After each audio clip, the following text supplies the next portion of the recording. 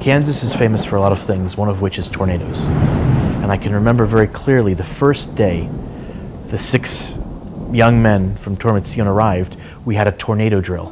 The second they stepped foot in the school, sirens are going off, and we're running down, well, not running, we're briskly walking down into the shelters. That was the first time I met them.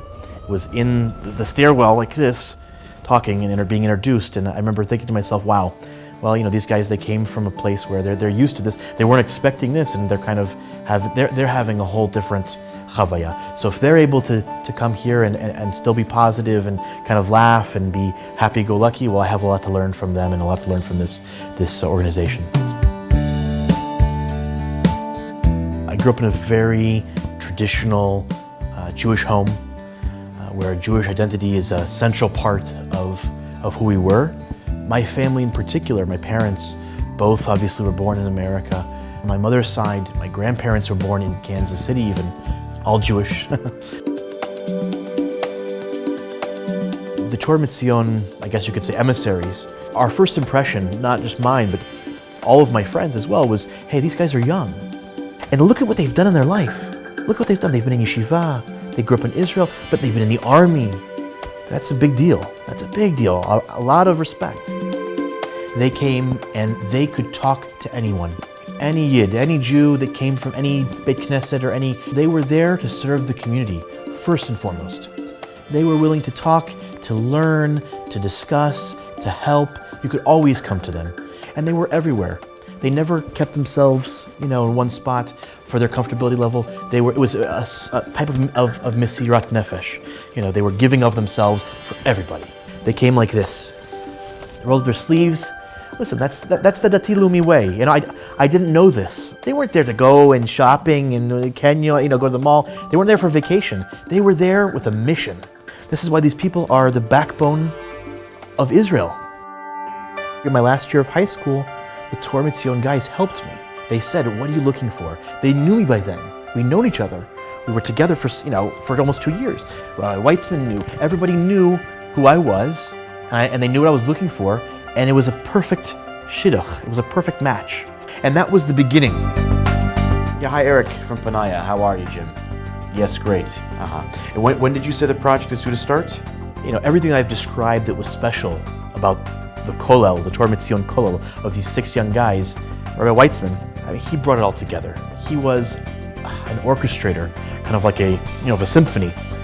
He knew how to play their strengths of these young gentlemen. He always was there for them, and he always made sure to utilize them and to direct them, to give them guidance, and that was the success.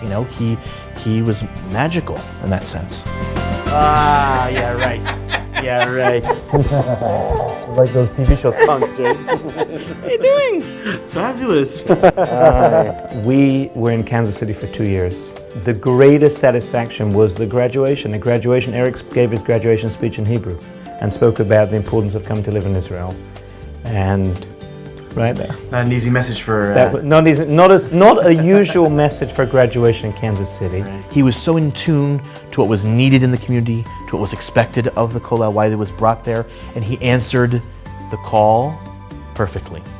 Torah MiTzion for me is spreading the word of Torah Eretz Yisrael, the special Torah that is in Israel, that speaks about living the Torah, about not only learning Torah, but living it, applying it to our lives. How do we live a Torah existence?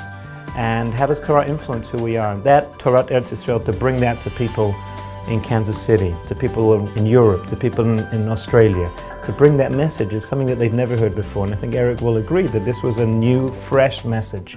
Somehow I made it back. Why me?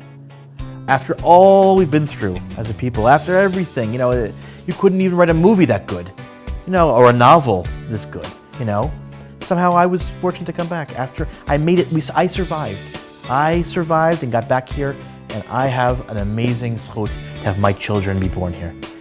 That's gotta blow you away.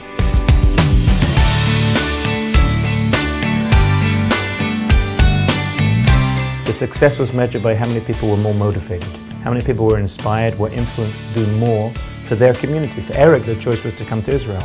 For many of the other students, many other people who went through the kollel, the influence was to be more involved in the community, to come to a regular service or to do a chesed or to give a charity project.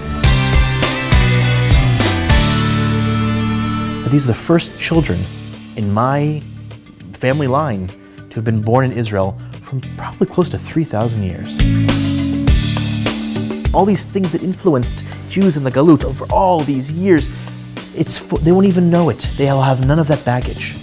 They won't have to overcome any sort of diaspora, Galut psychology to come back to Israel. They are born here, and this is what they'll know. My dream really is to live out my days here in Israel, to see my children grow up in Israel, my grandchildren, please God, and so on and so forth. I want to see them stay here.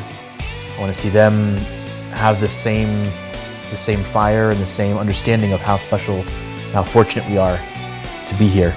That's my dream, is that my children understand what it's all about.